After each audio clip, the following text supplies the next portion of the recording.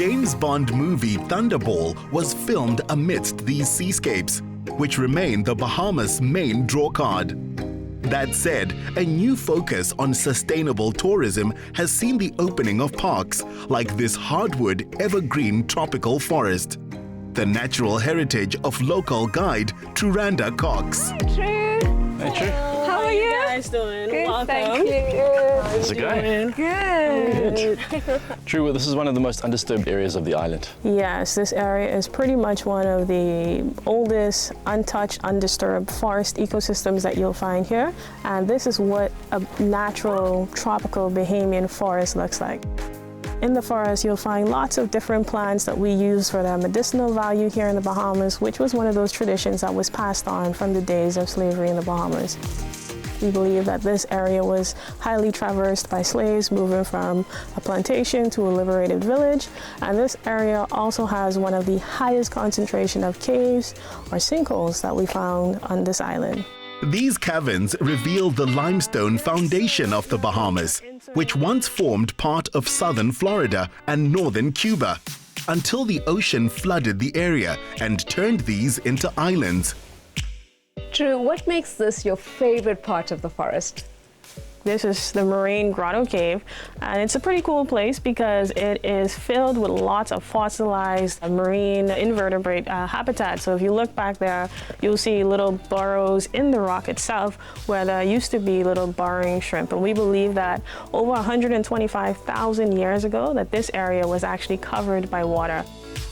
If you look just back there, there's a fossilized conch shell in the rock. So, and it's very low, so you'll see that, this area must have been underneath the water at one point in time.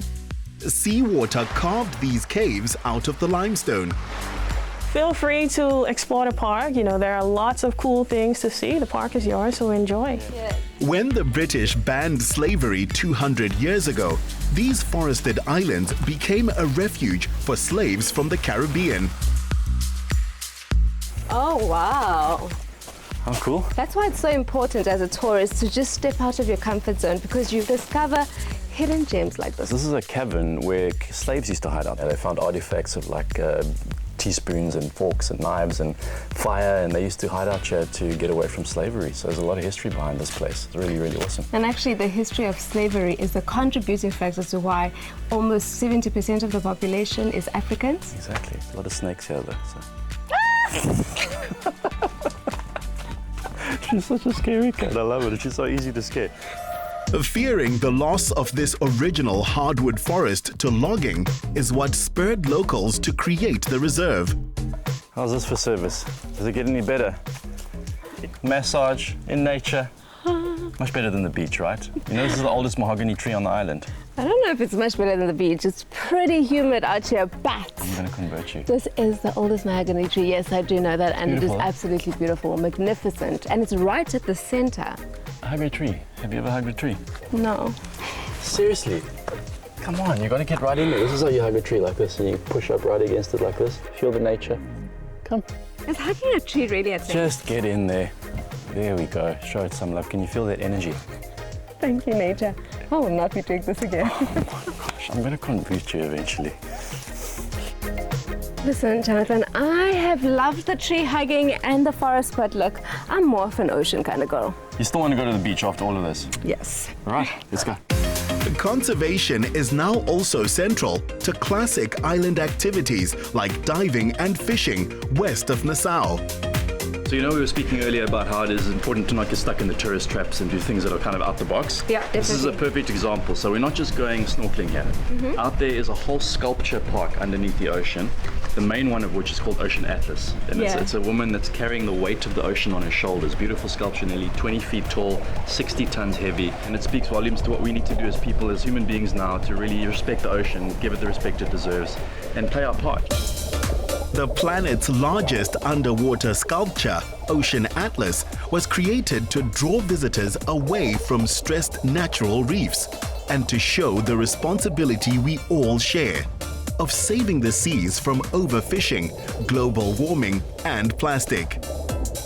Every sculpture is made of pH-neutral materials to create a reef for marine life to recolonize.